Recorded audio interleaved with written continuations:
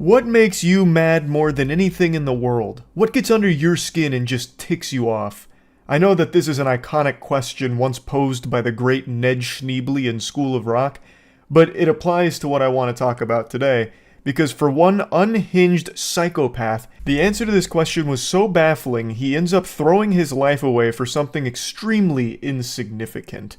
We've all got mad at small things, right? You know, getting killed in a video game that you think is the result of lag, or maybe someone gives you some goofy eyeballs and you don't like the way they look at you and it makes you feel a little uneasy and it makes you upset perhaps. We've all got mad at something mundane, but one man in Oregon just got so upset that a parade forced him to go on a bit of a detour that he decided to bulldoze through the blockade and then drive through the parade, nearly hitting people, including children, and will now likely spend the rest of his life behind bars, rightfully so.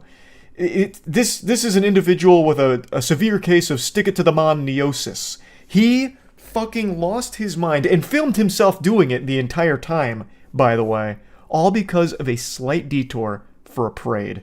Now, there was one intellectual in chat last night that for some reason his comment was so stupid that it's sticking with me and just marinating in my brain about this story.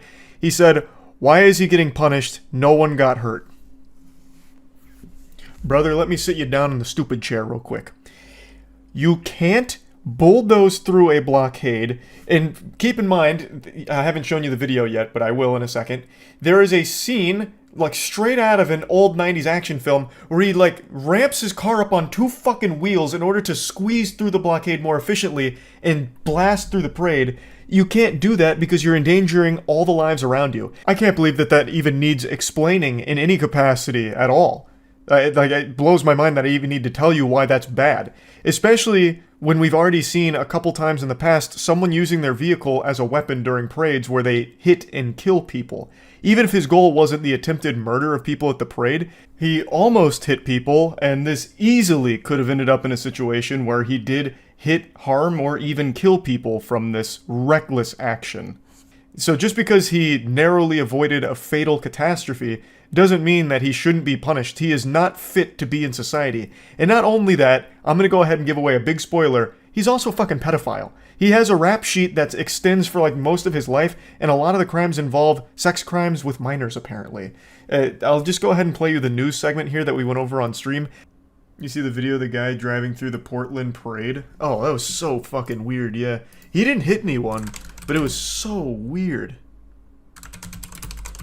I didn't see the whole video, but I saw like the first bit. Dashcam footage obtained by NBC affiliate KGW submitted by prosecutors. Brave showing it? No, he doesn't hit anyone.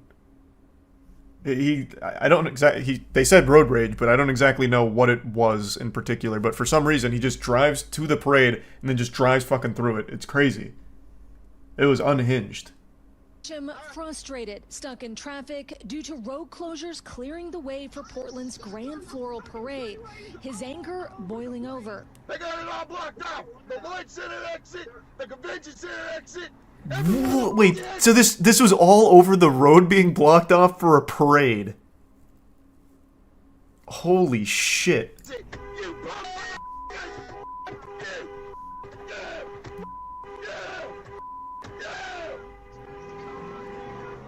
I don't think I've ever been that mad over anything in my life.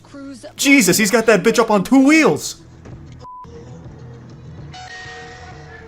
God damn. Like I said, he doesn't hit anyone, but look at this shit. That's terrifying. This is his camera POV. Well, yeah, obviously it's his camera POV. They didn't put like a drone on his hood or anything. For some reason, he records his own cabin, even though I can't imagine this is an isolated incident with this kind of blow up. Yeah, this is the guy.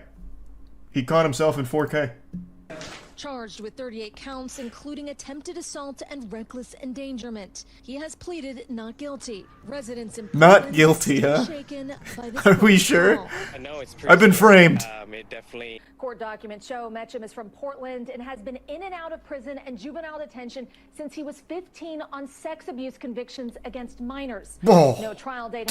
So he's a pedophile too. Good lord. What the fuck? For these latest charges, Valerie. All right, Aaron, thank Well you. then. Thanks for watching. What a situation. All that because they blocked off the road for a fucking parade. They should just... Well, I mean, I don't think he's leaving jail again. 38 counts? I mean, shocker. You can't do this. You can't just drive through a parade like that. So I don't think he's going to be leaving jail anytime soon. He was probably late to the Chris Hansen meetup. I really wonder what he was in such a rush for. I am curious. Man heard the elementary school was about to get out and he wanted to go get good seats. I have no idea what he'd be so angry about for having like a slight detour. You would think someone would be careful driving when they have a suspended license. Well, not only that, you'd think he'd be even more cautious having a suspended license and also being a fucking pedophile. Like, the last thing you'd want is for people to know about you. This man just put himself out there in the biggest way possible. The Macy's going back to jail parade. Good one. Suspended license, no insurance, and he's self-recording. The self-recording might actually just be a court order, though, to make sure there's no children in his car. Like, I can't imagine this guy would be self-recording on his own volition. This had to be, like, the government stepping in saying, listen, you can have access to a motor vehicle, but we have to know who's inside your cabin at all times. The gall to plead not guilty, though, when he records himself doing it is incredible. I understand that that's probably just like the standard legal strategy, but man, that is very silly. Keep in mind, this is all alleged, of course, yes. He allegedly drove through the parade while recording himself screaming and running through this entire celebration, and then parking his car. It could have been anyone. We don't know yet. It was all AI. That's going to be a real legal defense strategy pretty soon. Your Honor, that's not my client. It's a deep fake. My client can't even make this face. I want to show you a bit from his dash cam perspective here because it's diabolical. He goes over the traffic cones and now he starts speeding up. He's treating this like it's a game of Grand Theft Auto 5, so he pops it up here. He's got his action movie stunt going on. He goes through the bigger blockades and the bigger trucks, and then he gets around to the actual parade. And this is where things get really scary. This is that kind of shit that has you hold your breath when you see the footage, because he is going fast. This man is fucking zooming. He is cruising here, nearly loses control because he, like, hops over the grass there, it seems. And then it almost feels like right here he starts contemplating whether or not to hit people. He then continues to drive through the parade for a lot longer, and there's also, like, a police officer that tries to get him to stop. He refuses to, and eventually drives out of the parade and away. All of this over having to just be slightly inconvenienced because of a detour due to a parade. It's fucking crazy. There are absolute lunatics out there. It's frightening. Just wanted to talk about it a little bit. That's it. Yep. I've used Uber and Lyft hundreds of times each, Uber more than Lyft, and I've never had a notably awful experience before. You know, I've never gotten into a car and felt unsafe. You know, I look at my driver and he's wearing like a trench coat and sharpening a hacksaw and then winks at me. I've never had like a really bad time with ride sharing. The only time it got wacky and weird was one time I took an Uber leaving the bar, and on the way home, I was convinced I was in the car with a prophet, like an angel. We were driving on the interstate, just two boys being dudes, and out of nowhere, the Uber driver pulls a prophecy out of his asshole. He said, this guy's about to hit the median. And at first, I didn't know what he was talking about. I thought it was like a riddle that I had to solve or something to get money off of the Uber rides. I was like, oh, the answer is time, you know? But then I realized he was talking about the car in front of us, obviously. And it felt really weird to me because the car wasn't doing anything weird. We were behind them for a little while, like maybe a mile or two, and they weren't driving erratically or recklessly. They didn't look like a drunk driver or anything. And then out of nowhere, a couple of seconds after he said that, he like willed it into existence. The car swerved and scraped against the median and then tried to get back into the lane. Out of fucking nowhere. I was like, oh my god, we are living in a simulation. But yeah, that was my weirdest experience with Uber and ride sharing in general. But of course I've seen the horror stories, like the absolutely awful ones, and this is one of those. This is a pretty special one. You know, I'm just trying to ask you to go to speed limit is all. I'm saying I'm gonna go. Oh. Okay. Okay. Don't really know what's going on in her car here. She's created a little crime scene there. Like, stepping into this vehicle looks like you'd be stepping into your neighbor's shitty haunted house on Halloween. It's just really goofy looking. I don't get it. I guess it's supposed to be early Halloween decorations. She's got like a blow-up sex doll in the passenger seat. Or maybe it's there to like prevent her passengers from getting up front. Like, hey, you can't sit there. Clearly, this inflatable Mr. Krabs doll's taking that seat. So just get in the back, alright? You know, I don't even know what the fuck it is. I mean, maybe it's an inflatable clown or something. I couldn't tell you, but it's pretty weird stuff. Now what happened is the passenger asked if they could roll down the window and drive the speed limit, which I think is a pretty reasonable request because this lady's out here driving like it's Grand Theft Auto 5. I was half expecting her to try and ramp this vehicle off of a parked tow truck. She's treating it like it's Fast and Furious universe and she's trying to catch Dominic Toretto. So it's not like the passenger's being an asshole or anything, just asking, hey, can you drive the speed limit so you don't kill both of us here? And that just sets her off. She loses her goddamn mind there. Slow down! Fucking yanks on the e-brake and does a 360. Suck on this, pussy fart! You can hear, like, this tire start screeching. She completely takes her eyes off the road, turns around and starts swiping at the camera like she's a kaiju, like Godzilla trying to knock over a building. And meanwhile, the passenger's laughing the entire time. The absolute fucking dick on this man. The fucking balls of pure adamantium to laugh through an experience like this is inspiring. They could have very easily died here. The driver went feral and totally forgot they were operating a vehicle. This could have ended up like the Billy Madison scene where O'Doyle Rules just fucking shoots their car off a cliff like a missile. And meanwhile, the whole time, the guy's just giggling about it. Alright. Well, you got to... Hey, you're gonna have to open that trunk. I'm not going anywhere until you open that trunk. Unironically, she starts squealing. Literally squealing. This is what a small dog sounds like when it's trying to intimidate a larger dog, but it's also very afraid as well. It actually sounds like somebody stepped on a toad. It is shocking that a human being can make this noise with their vocal cords. This is what it sounds like to smoke 15 packs a day. Alright. Well, you got to... Hey, you're gonna have to open that trunk. Sorry to hit you with the surprise instant replay on the Jumbotron. It's just I'm so impressed with her ability to hit this screeching note. This is the brown note. Like, hearing that makes a human being involuntarily shit themselves. This is such an abhorrent sound. It's like someone's recorder broke, but they still desperately tried to play hot cross buns on it. Get out! Get out! Get out! Nope. You're gonna have to get my bag out of your car. I just want my bag, man. That's all I want was my bag. Thank you. Thank you. Thank you. Thank you. Yeah, I'm no Phoenix Wright Ace Attorney, but I'm pretty sure this is a highly illegal act here. You can't just pull over on a busy interstate and kick out the passenger, because they could easily just get hit by a car and die, and you're fully responsible for it.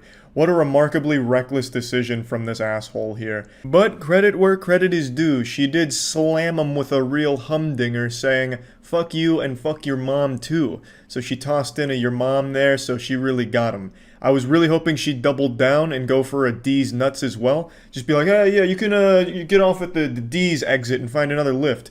D's nutties. Then she fucking peels out, poof, drifts in there. But she handled herself like a professional, only sticking with a your mother statement as she launched his suitcase across the road. Me too. So she's running around barefoot like a hobbit, threatening an Uno reverse card, saying, well, I'm also filming everything, so that way we have two angles of how stupid I am and how reckless of a driver I am. I don't think there's any world or any multiverse out there where there's a single reality where what she was doing was justifiable. She was driving extremely fast and reckless. She turned around to swipe at the guy's phone while driving extremely fast, tires screeching, and then pulling off to the side of the road to kick him out. Pretty hard to defend stuff, I'd say.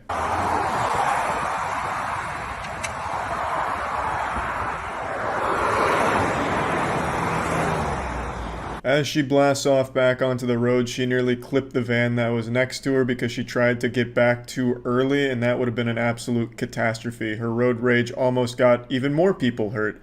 Then she left this guy stranded. I'm assuming he was able to find his way back to civilization after being dropped off in the middle of fucking nowhere on the interstate. And yeah, I don't really think this is the best Lyft experience. I would imagine this is at the absolute least 2 stars, I would say. It has to be. Because this was not great. This was not, you know, spectacular service, I would argue. But at least he survived the trip. I was getting worried when she was driving the car and slamming backwards, screeching tires and shit. I thought that was just going to be the end of him. I thought we were looking at like some Blair Witch Project found footage kind of shit, but luckily everyone was okay. That's about it. So yeah. Another day, another Kick degenerate streaming themselves committing crimes. I swear, there's more crime on Kick than there ever was in Gotham. And today's Kick crime comes from a familiar face that only a mother could love, and I guess OnlyFans girls that are using him for his money, Neon. He recently got released from jail to everyone's dismay, and he is already back on the grind producing content for the weirdos that no one really likes. Yesterday, he came up with a banger idea for his content where he actually linked up with a criminal who is somehow a bigger loser than Neon, if you can believe that. His name is Squeeze, and he's considered the most dangerous driver in New York. He rents supercars and then films himself driving recklessly on public roads, endangering the lives of all the innocent people around him so he can attempt to goad the police into chasing him so that he can flee. Jiminy Christmas, how cool is that? This clout-obsessed turbo douchebag is somehow more lame than Neon, which I didn't think was possible. I didn't know a specimen like that could exist in this realm. So the two of them together, that was a match made in heaven. If they weren't streaming, they probably would have been fucking each other. Two ultimate losers coming together to commit crimes. So they streamed on Kick, of course driving recklessly, and then it ends up with them in a hit and run. Okay, alright, we're good. Calm.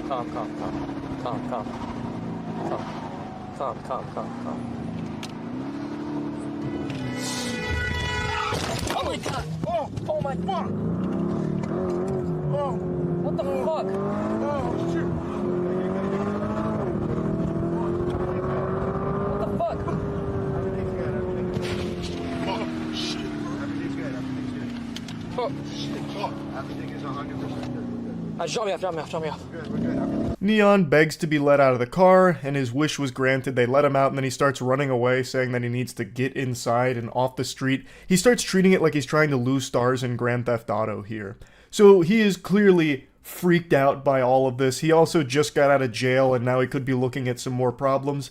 Now, granted, he wasn't the one driving, so I don't think he'd face any serious repercussions, though I imagine maybe they could come after him for setting this up, because this was clearly the idea behind the stream, is get together with the most dangerous driver and do some dangerous driving for Neon's stream to entertain his audience. So it'd be like premeditated crimes pretty much for the sake of Kick streams.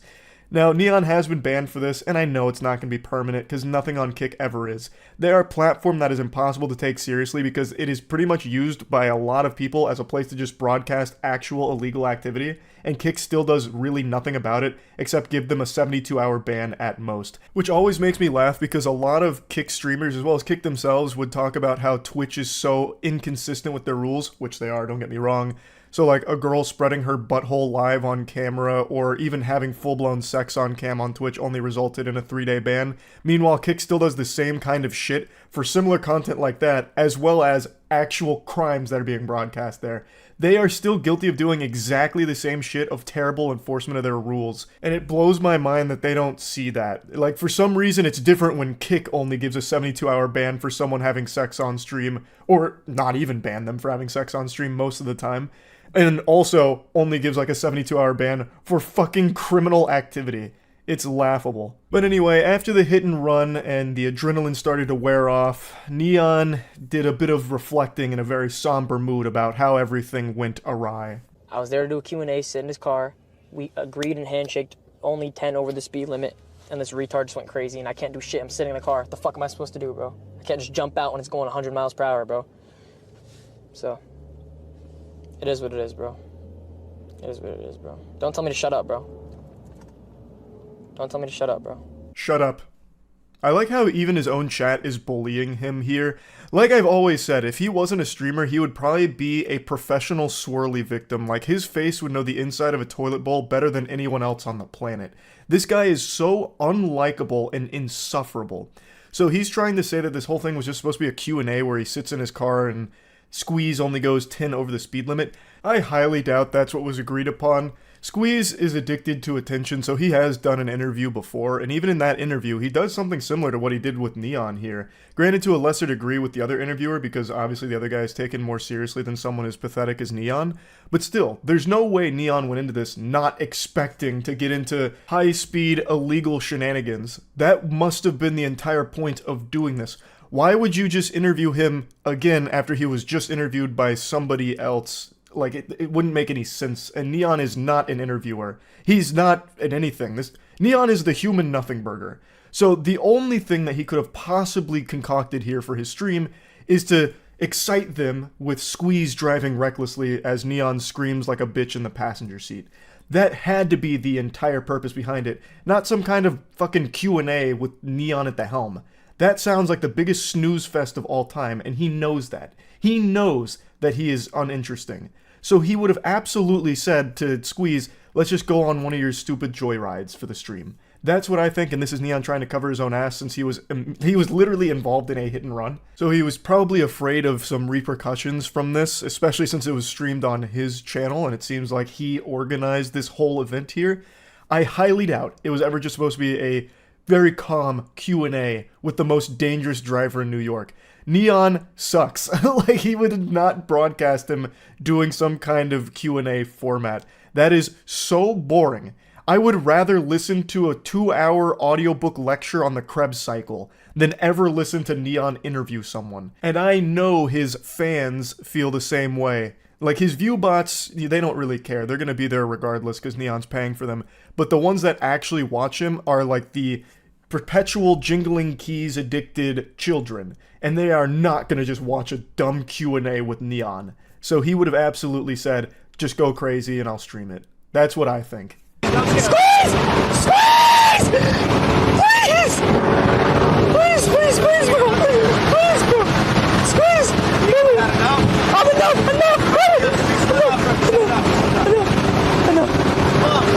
Come on, bro! Please, dude! Please, dude! Please, dude, no. The cop's right there, Oh my god, you almost crashed!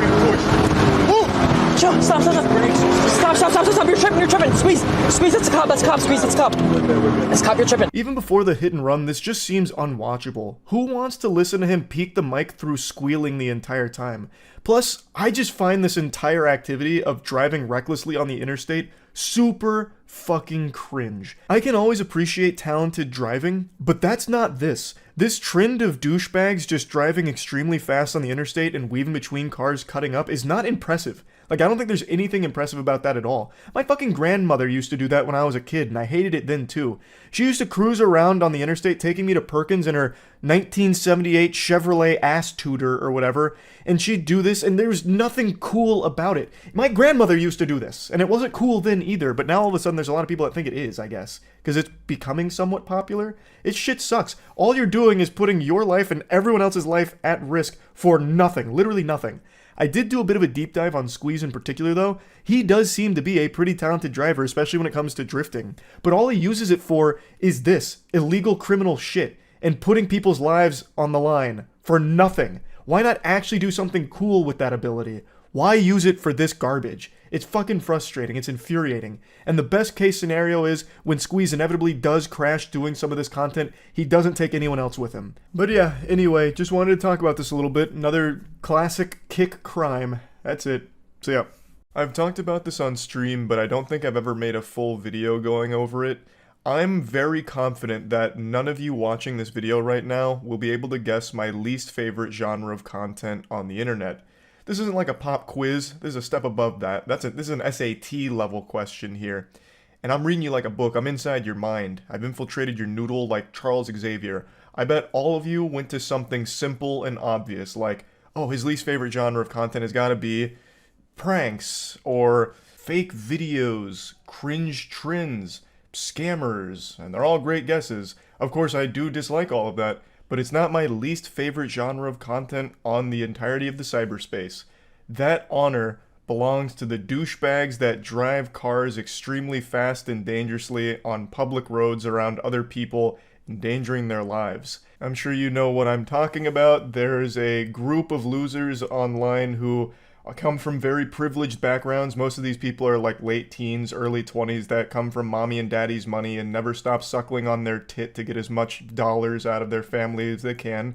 So these trust fund kids have these expensive cars and they flex by just driving them fast on like the interstate or even residential roads, and they just disregard every other vehicle on the road, weave around them, blow by them, whatever. Just caution to the wind, and obviously it's extremely dangerous, but it's also extremely boring. They're not doing anything impressive. They're not like fucking Dominic Toretto ramping a muscle car off of a parked tow truck like it's something out of GTA 5. They are actual just goobers, not even on manual transmission 9 times out of 10, just going around innocent people and going by them extremely fast. It's fucking stupid. It is legitimately like watching static on a television screen. It's just mind-numbing. So it's not only dangerous, but it's for literally no entertainment value at all. I guess for them it's like an adrenaline rush because they could die at any moment, because obviously they can at those speeds. But the reason I'm talking about this is because one of these assholes actually just went viral, and he's been getting dunked on ever since. And I've actually been following his Twitter since he popped off because I wanted to see what else he does, and this is his whole personality. All he does is drive his mom's BMW fast and recklessly.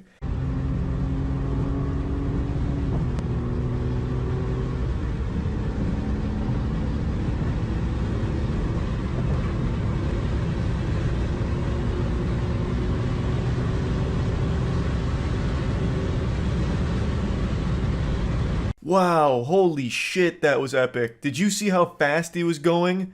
On a straight road, doing nothing, not even stick shifts, automatic transmission, he's Weenie Hut Jr. mode.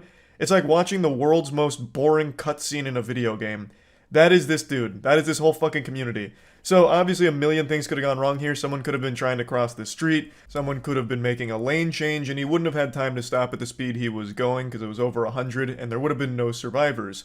He's also driving one-handed while filming with the other, which is just another thing to add to the laundry list of dog shit about this video. I've also seen this guy's arms, and I've got to tell you, he's got that fucking SpongeBob build, but without the anchor arms. I am shocked he even has the strength to open the door to this BMW to get inside of it.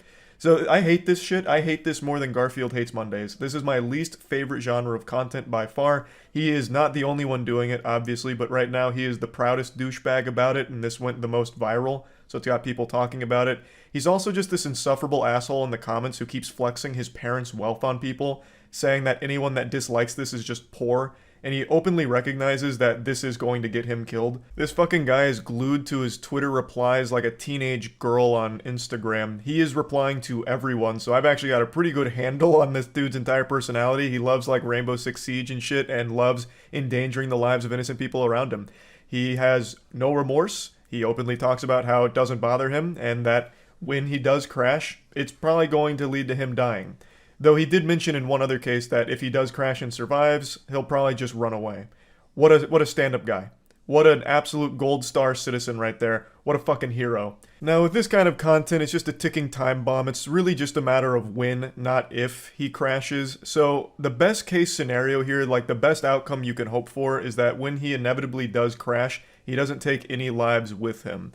Just gotta hope for a single car accident. Maybe he even survives and learns from the experience, but the most important part is no one else is a victim of this guy's recklessness. This isn't the only video he's posted. Like I mentioned, he has posted another one 3 days ago doing the same thing but endangering more people's lives on the interstate. I forgot to mention, this imbecile actually has the audacity to watermark these videos. It's so laughably pathetic that he actually believes this is something to be proud of. So goddamn embarrassing. I don't know how the fuck you can be so delusional to think that this is something cool. It's also such a headache because I can't use my favorite Fast and Furious line of granny shifting, not double clutching like you should, because it doesn't apply to this guy because he's in automatic transmission again, you fucking worm. He's not even granny shifting. He probably doesn't even know what it means. But yeah, just another demonstration of douchebaggery here. Just weaving between cars. Most likely just families on the way home from school or work. How cool, I guess. Just putting them in danger. No matter how great a driver you are, and trust me, this guy is not a great driver, there are just some things you can't account for on the road, and that's other people. There is so much uncertainty when driving that you cannot actually have any power over. The other people on the road behind the wheel are always unpredictable, so driving recklessly around them is just a death wish. This kind of selfish clout goblin behavior, this look at me, I'm the main character kind of shit that leads to content like this is so fucking frustrating. It's so dumb. I can't stand it. And the most insulting part of all of it is he's putting everyone at risk around him, all of their lives in danger, for boring content too. It's not even entertaining content. It's not even like this is thrilling to watch. It's a fucking snooze fest. It's all of it, top to bottom, is complete trash. Absolute trash. So yeah, I just wanted to talk about that a little bit today, and that's about it. So yeah. There's few things on this planet that make me more mad than drunk drivers. I've said that a lot in the past, so that shouldn't come as some kind of shocking revelation. But what is shocking is the clip that I saw today from two degenerate kick streamers who proudly broadcast themselves drinking and driving while speeding on the interstate and acting like they're playing Need for Speed Underground 2. Literally putting every innocent person's life at risk on that road. Their content was commit a crime and see if you get to witness them die in the act and go straight to hell. And also most likely take others to the grave with them.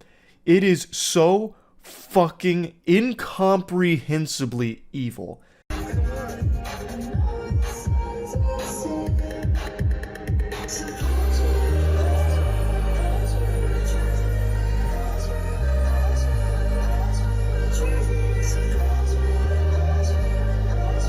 Goofy sex offender Stash here takes a huge swig from the Smirnoff while driving recklessly.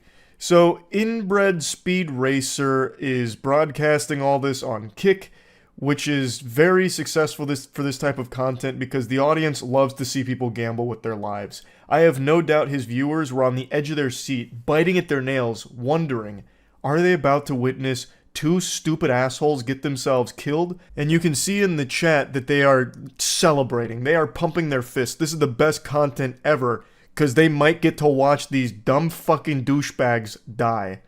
Yeehaw. What a fucking disgusting situation. Now, I suppose there is a chance that the Smirnoff has been replaced with water.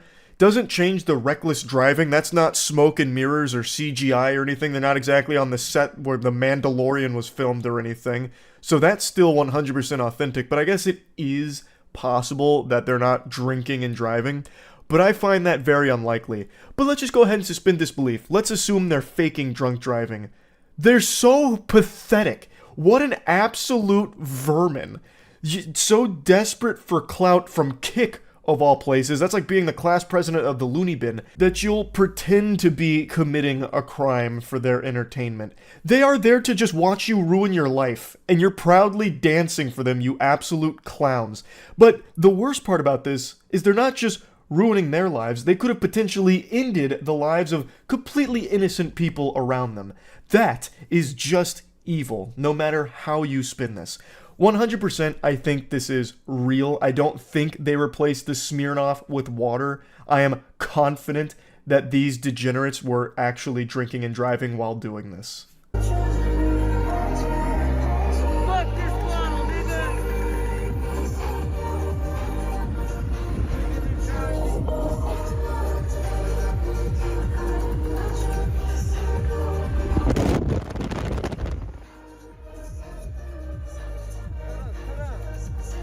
Just throws the bottle of Smirnoff out the window there for some reason. It's like a child with a sugar rush. Just has so much energy, so much adrenaline going on right now that he needs to break something, so he fucking throws the bottle of Smirnoff out the window.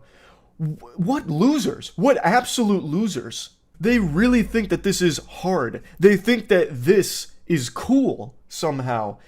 The guy driving isn't doing anything impressive. He's driving on an interstate changing lanes. It's just dangerous. It's not impressive. Anyone can do that if they have a disregard for their lives and the safety of everyone around them as well.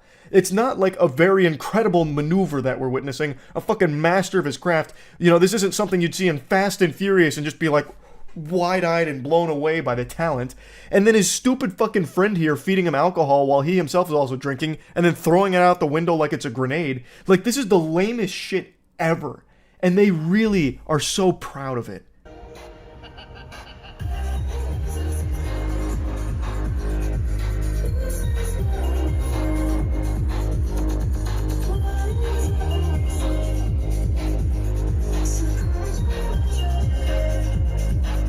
Risking your life for 125 viewers and 6 chatters. Nice. Imagine just throwing everything away, committing crimes for 125 viewers that are all there just to see if you're gonna die or not. What a miserable existence that must be. They need to be thrown in jail. 100%. Lock them the fuck up. I think the evidence here is irrefutable. We've got them documenting their own crimes in 4K, well, it's definitely not 4K, documenting their own crimes in crisp 480p kickstream here. It should be a slam dunk case for whoever wants to pursue that. For their safety and the safety of everyone around them, they need to be in jail. 100%. Because they'll probably keep doing this. I imagine this won't be their last drunk driving stream. This is probably just the beginning. They'll probably try and make this their whole brand right now because I have no doubt they view it as a very successful stream.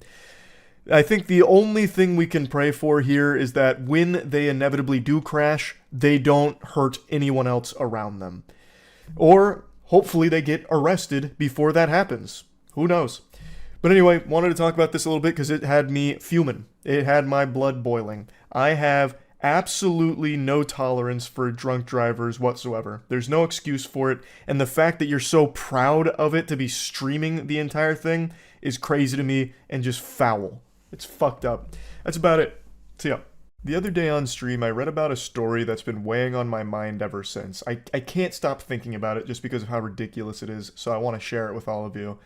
It was a road rage incident in New Zealand, and at this point in my life, I feel like New Zealand is a second home to me because Troy, the other half of the Gentlemen, our music project, lives there. He is a born and raised Kiwi, and I keep up with a lot of New Zealand news, so when I see stories like this, there's like a sense of like disappointment and dread, like, come on, New Zealand, you're better than this. But anyway, in this road rage incident, the driver of a vehicle got very upset at a dog walker, so much so that he grabbed a sword from his car and started trying to carve him up with it, basically. He hit him with like a Mortal Kombat 1 Kinshi fatality. He left him with nearly fatal injuries. It was a miracle that the victim survived thanks to timely intervention from his son. And it's worth noting that the, last samurai here did this with his wife and child in the vehicle, nearly murdered a man in front of them over absolutely nothing. But what makes this story stand out as an affront to God is the fact that the judge ruled that the punishment for the attacker would be 10 months of home detention and 100 hours of community service. He literally said, "Go home, Buster. That's it." No, it's a complete miscarriage of justice here. He gets grounded after nearly murdering a man with a fucking sword. Like, he's been studying the blade, unleashes his forbidden jutsu here, like Demon Slayer shit. He gets out his degenerate breathing techniques, nearly kills this guy in cold blood, and the judge says, "You're grounded." That's crazy to me. He got the same punishment a high school student would if his parents caught him with weed. Like, it blows my mind that he can almost murder somebody with a fucking sword in an act that the judge fully recognizes was madness, cowardly, nearly fatal, and recognizes the severity of it, and then still says, "Just go home." I don't know. The whole thing is baffling, so I just want to share this story with all of you because it is a weird one. You read about the Tesla driver who sliced another driver with a samurai sword in road rage in New Zealand. Man got him with the Bushido arts. Jesus Christ. No, I did not see that. Samurai sword road rage. Man gets home detention for callous and cowardly attack on dog walker. A motorist who... Here, I'll just pull it up on stream. This sounds crazy. A motorist who took a samurai sword to a dog walker in an Auckland road rage incident has been sentenced to home detention. It's not like punishment. Go home. A man was left with chunks of flesh and bone carved out of him after a brutal attack where a driver got out of his car and attacked him with a sword, leaving the pedestrian bleeding in a ditch. The victim, who was walking his dog, survived the attack thanks to his son, who found him and gave him first aid. But the seriousness of the injuries sustained by the victim have left the tradie with lifelong injuries and unable to work. Much to the dismay of the victim's family, Judge Mina Warpuri on Tuesday announced Darren Clark to 10 months home detention, 100 hours of community work, and to pay $5,000 after pleading guilty to causing grievous bodily harm with intent to injure. That's not justice. That's a joke. What in the world? Ruin this guy's life with a samurai sword, and he gets 100 hours of community service and 10 months at home. That's crazy. That's actually insano-style nonsense. Judge Warpuri said the attack was both premeditated and impulsive, but that injuries weren't foreseeable as he had struck him with the scabbard on the blade. Like, just look at what he's saying. In handing down his sentence, Judge Warpuri praised the actions of the victim's son. Without his timely intervention, it is highly likely your victim would have succumbed to blood loss and died from injuries, and yet the person who perpetrated the attack only gets house arrest for 10 months? I want to go over the severity of the attack here, because it's brutal. So let's go ahead and read about exactly what happened and what the effects were, because the victim's life has forever changed. He can now no longer even do the job that he was doing prior to the attack. The victim was 55 at the time of the attack, and he spotted Clark's Tesla approaching. He stood in the middle lane, motioning for the vehicle to slow down, and tapped the Tesla's roof with his palm as Clark steered the vehicle around him. Clark had his wife and young children with him in the car. He stopped the vehicle, grabbed the sheathed samurai sword, which he claimed to keep in the vehicle for protection, which is a wild thing for protection. Usually it's like a baseball bat or something. This man, for some reason, must have watched one anime and said, that's better than a baseball bat, and then made the switch. But anyway, he gets his sword, he starts swinging the weapon in a downward directional angle, which he described to police as being 50% force. I swear to God, this guy is actually just a weeb. Now he's just making up things. I was only using 50% of my power. He's lucky I didn't go Ultra Instinct plus Ultra on his ass.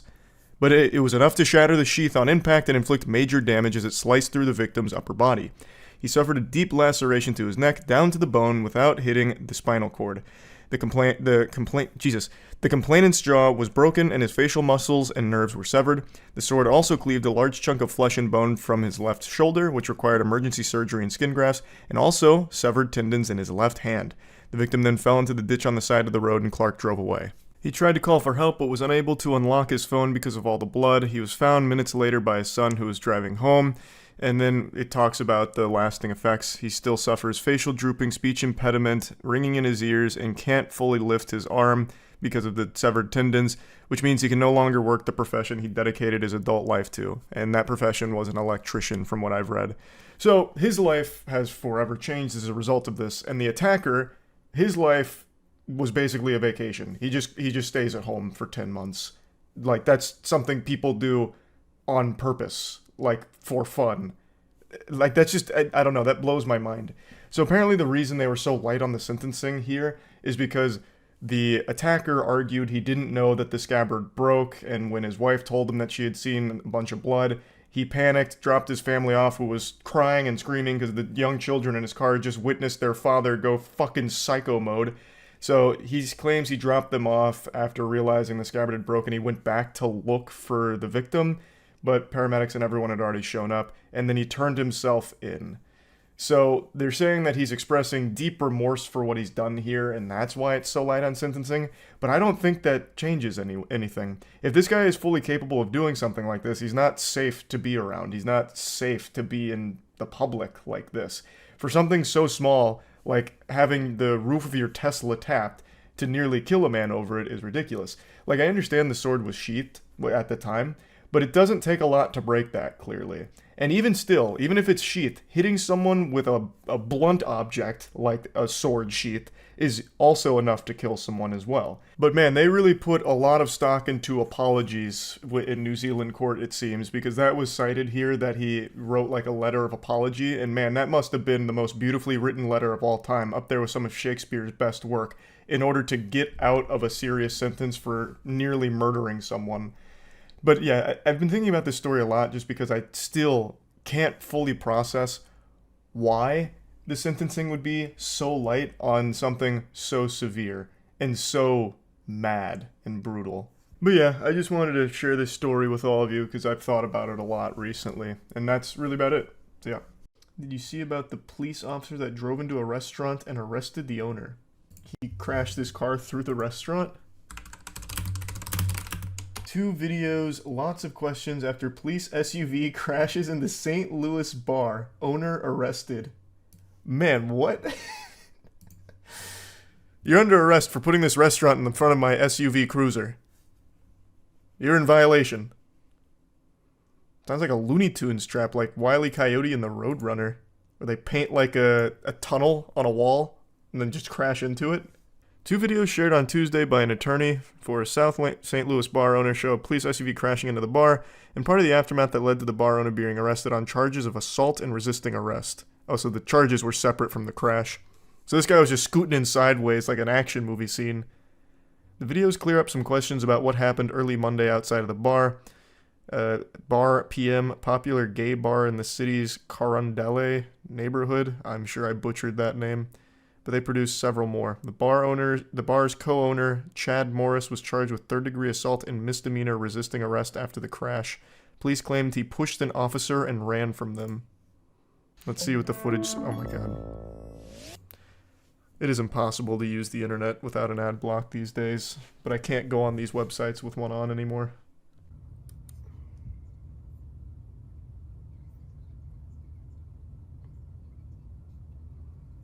Oh, wow. Okay. Alright. He didn't even really...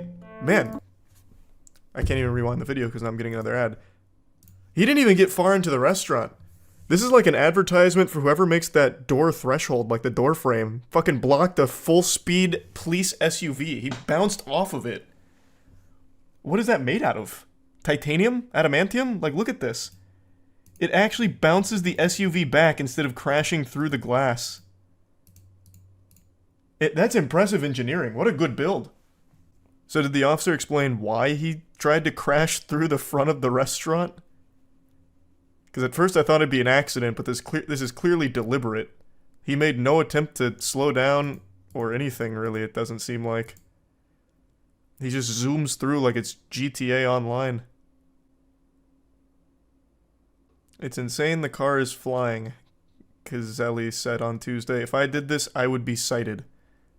It's unclear why the SUV swerved. James Pence, Morris' husband and another co-owner of the bar, said police initially told him they had to swerve to miss a dog. Officers later recanted and said they swerved to miss a parked car, the same explanation that police gave reporters. This parked car? Brother, I got news for you. If you have to swerve to miss this parked car, you shouldn't be behind the wheel. It's a parked car on a road with literally nothing on it. This is like the road outside of Courage the Cowardly Dog's house. There is nothing here. So if you had to swerve to miss this, you're either drunk driving or a terrible driver. He's a hero, don't you get it? True, I guess. I didn't even think of that. This is quite the stunt. Though I guess he's already out of control. Like, for some reason, it looks like he's already lost control of the vehicle, because he is kind of beelining towards that car, so maybe he really did swerve to miss it. I don't know why he tried to throw in a dog excuse. But why is he already losing control of his vehicle? Police did not respond to multiple requests for more information about the incident and Cazelli's accusations. They denied a sunshine request for dash cam footage of the incident, citing an active investigation. Man, that dash cam's gonna go hard. This is the aftermath. Looks like all of the framing's made out of wood. That's some strong wood. Mahogany, no doubt. The door didn't even budge. Didn't even make it to the door. This fine hard wood stopped it. Didn't even break the glass on it. I read a bit further about this after stream just because I was extremely curious as to how the officers would explain crashing into the bar like this. Like it's some kind of Dukes of Hazzard moment. And there still isn't any real answers. Mike and Kelly, we still really don't have many answers from police, and the bar owners say this was really scary for them. Their friends, however, have been very supportive, and tonight they supported them in the best way they knew how, which meant opening the bar, damages and all. A power move reopening the bar in the condition that it's in. It's going to look like a bar out of the Fallout universe, but hats off to them for it. Now, initially they claimed that they arrested one of the owners after blasting through the wall like the Kool-Aid man because it was a situation where the owner was resisting arrest. The officer claimed that he had been struck by the owner, which caused him to be off balance, which gave him probable cause to arrest the owner. Surveillance video shows a St. Louis police vehicle crashing into the front of the bar. I was loud. I was very vocal. But I never did anything to make any officer feel like I was trying to harm them or anything. I wanted to know why there was a police vehicle sitting in my building. Which I think is a pretty reasonable response given the situation. They apparently live above the bar, which means they would have heard this happen, and they probably assume they got hit by a fucking missile. So I think that is a perfectly warranted natural response given the circumstances. You're woken up to this loud explosion downstairs, you know, like, hey, Buster, what's going on? Why did you crash your vehicle into my business, bub? Come on. Jiminy Christmas. Like, you would have probably thought you got hit by a drone strike or something. And then you just see this SUV halfway through your business. Now, luckily they invested in some of the highest quality wood the fucking United States has ever seen, so it didn't get all the way through into the bar and like bust everything up. It was mainly just damage to the front. But even still, that's pretty scary and confusing, so it makes sense he would be loud. Pence was briefly detained by officers at the very tense scene, but Morris was arrested, charged with multiple felonies, including assaulting a police officer and held without bond. There's currently no evidence to confirm the officer's side of the story that he was assaulted by the owners or anything like that. And the charges that were brought against him initially have already been reduced, but the lawyer that's representing them isn't satisfied with just misdemeanor charges being on the table. He wants the whole thing dropped. He says this is a bunch of baloney. He says that they actually have a video that confirms that the police were the aggressors, and from a couple of the articles I read, they reference another video that doesn't show any type of physical confrontation between the owners and the officers. So if this video exists, it should help prove that the owners were not in the wrong in any way. The only thing that is confirmed is that the owners were yelling, which again I think is totally understandable, given an SUV just crashed into their building in the middle of the night, scaring the bejesus out of everybody. Yelling about your business being attacked by a police SUV out of nowhere like a jump scare is not grounds for an arrest. So the attorney on Twitter is saying that they have a video to confirm there was never any physical confrontation. From some of the articles I've read, there's other videos that exist that also don't show any kind of like assault on the officer or anything like that. Now, if you want my theory here, I think the officer was extremely embarrassed with his awful driving and after hitting the building, immediately went into action movie mode. So the airbag deploys, blasts him in the face, maybe semi-concusses him, and then he's in a war zone in his brain at that point. So he pops open the door and does a combat rollout. He takes one knee, pistol drawn. He's got his service pistol out, analyzing the situation, and then all of a sudden the owners start yelling. And I think he was already in so deep that he felt like he needed to make an arrest or something. Like, that's what I think. I think it all stems from the shame of being such a dog shit driver that he ran into this fucking building. That's my theory. I don't think the owners assaulted the officer. I do think they were definitely yelling at him, which they had every right to do, but I don't think there was any actual assaulting of the officer here. But yeah, I just kind of wanted to cover this situation a little bit because that footage of the police SUV hitting like this mean drift into the building out of nowhere for no reason had me scratching my head wondering how everything's going to pan out from this point forward. That is probably the worst driver the police academy has ever put behind the wheel of a police vehicle, I've got to say. So, yeah, just wanted to talk about this a little bit. That's really about it. Oh yeah, also, one more thing. Whoever built the front of that building really needs to capitalize off this situation and start saying like, hey, we were responsible for that super durable, super strong, indestructible build that blocked an SUV from getting through. Boy, oh boy, do I have some good news for you today. It's time for a little holly jolly celebration because Santa Claus came early with the gifts. This loser has finally been arrested. Now, I'm sure none of you recognize this guy. This is probably not a face any of you have seen unless you're a woman in New York, and in that case, this is probably a face that you swiped left on Tinder for. But this is the face of the man known as Squeezebins, the infamous street racer who's blown up on Instagram and YouTube over the last few months. This isn't like a really stunning revelation. He just looks like a normal asshole. It's not like some kind of big twist like it's Bruce Wayne behind the Batman mask or anything. But I actually recently talked about Squeeze because he went on Neon's stream and did his street racing stunt maneuvers and ended up getting in a hit and run live on Kick. So of course I was making fun of him and tossing tomatoes, shouting boo. I think it is so incredibly lame to do the kind of shit that Squeezebins was, where he'd just go out on public roads and put everyone's lives in danger around him, just driving fast and recklessly for his content. And this is a criminal who is addicted to attention, which has to be the worst combination for a human being ever. If you are a criminal, the last thing that you would want is a lot of eyes on you. But this guy, Jiminy Christmas, he was absorbing it like a sponge in a sink. This guy was more addicted to attention than a heroin addict is to the needle. This guy couldn't get enough of it, so he took every opportunity imaginable to promote himself. So this was always inevitable. He was either going to get arrested or get himself or someone else killed.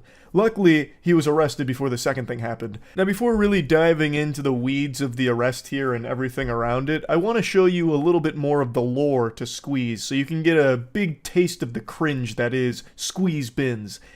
You mix danger, but there's also other people at risk when you do that. Innocent civilians. So what do you think about the element of danger for that? I've been doing this since like real shit since I was 9. I used to take my dad's car out and I used to just bug out. I've been doing this for so long now that I feel like I did have some professional. This guy must have found a moron potion at some point in his life and he has not been able to break the curse. The effects still linger. He did an interview with Tommy G, a very popular video, over 8 million views here, where he's revealing some like pretty sensitive information really, all while acknowledging that he's one of the most wanted people in the area by the authorities. How stupid can you be? He's going on a press tour here to promote himself while actively engaging in illegal activity and putting himself in as many places as possible, giving authorities all the evidence they could ever require. He also has the gall to call himself a professional. He is a talented driver, no doubt, but the only thing he's a professional at is not dying. That's it. He's going out there and gambling with everyone's lives and his own, and nothing beyond that. He's not a professional at anything, he's just currently surviving. Is all. That's how I drive. There's been incidents where I've gone out with people and they try keeping up with me and they've crashed. How fast do you go? I mean, there's been a video on live where I've gone one-handed 210 miles an hour. Filming with one hand, driving with the other, 210 miles an hour. Yeah. That's insane. Did that scare you? Not really, just to build up a tolerance of just speed. Do you feel like the police watch your Instagram? 100%, they do. Let's pop in the... 100% they do, which is why I'm doing all of these interviews to help them in their pursuit. It reminds me of this classic story where the police put out a post on Facebook asking for information about a woman who was an accessory to a murder, and the woman they were looking for actually commented on the post asking about the reward money that was being offered, and so they were able to find her because of that. Squeeze and that lady are two sides of the same coin. Just pure degenerate dummy. Anyway, though, he's finally been arrested after an incident that happened back in April where Squeeze allegedly made an illegal turn and proceeded to elude the police at high speeds. Then officers found videos of him committing various traffic violations throughout the tri-state area. Apparently the NYPD did a little fusion dance and a fist bump with another department, and they worked together and found Squeeze because he was wanted on other charges including burglary, theft, conspiracy, and more. I was reading a couple of other reports where he allegedly punched a 20-year-old man in a deli. So I'm not exactly sure what all went down there, but ultimately it ended with him getting arrested and the NYPD commissioner taking a victory lap here and dunking on him on Twitter by saying Squeezebins is in custody thanks to New York's finest. And then he posted a picture of his Instagram with the word apprehended slapped across it there, as if it's some kind of like busted thing in Grand Theft Auto. So Antonio going from Squeezebins to Squeezemins here, being shoulder to shoulder squeezed into a cell with other dudes, hopefully. But there's no telling if he's actually going to face real prison time. It seems he's been released because after all of this, he did make an Instagram post about how he can't go live on there. So then he made a Twitch account, which I can't find. I do see a Squeeze Bins account there, but there's nothing on it, and I think that's just an impersonator trying to capitalize off of this. His original Instagram account appears to be banned, and the only one I can find is another one that appears to be an impersonator, but maybe it really is him. I have no fucking clue. I also can't help but giggle that he decided to make a Twitch account instead of a Kick account. Like, not even this blatant criminal who has already broadcast crimes on Kick wants to make an account over there and stream on purpose. He still decided to go to Twitch first and foremost. That's kind of crazy to me because Kick is the home of broadcasting illegal activity. They don't do shit about it there. They give you like a subtle thumbs up because it's driving more traffic to their site. That should be home turf for Antonio here. Squeeze Bins would be hoisted on their shoulders like a golden goose. And yet he still said, ew, I'll just go to Twitch instead. That boggles my mind a little bit. I did laugh when I read that he made a Twitch account. I wish they'd make an example out of him here. He's not like the only one doing this kind of content, the lone alpha wolf or anything here. This is a pretty popular niche of content online where people just put on a helmet or wear some kind of mask and then just commit crimes. And like, taunt authorities driving around recklessly, endangering a bunch of innocent people's lives on the road for content and views on Instagram and YouTube and shit. He is far from the only one doing this. So I think if they would actually give a fuck here and pursue real serious charges and actual repercussions for his actions, it could help to dissuade others from pursuing this. At least I would hope. I would really like them to not play softball here and actually do something about this. He has been caught. Hand in the cookie jar here. He has all of this evidence that he himself has compiled about his crimes and how he's not remorseful and will always continue to do it, most likely. Why the fuck would you just give him a slap on the wrist? It's also more than the dangerous driving. He apparently beats people in delis, at least according to some of the reports here. Like, this is not someone that they should just be playing like patty cake with here and saying, hey, don't do it again. All right, now get out of here. Come on, scram. Like, this is something that they should be taking far, far more seriously.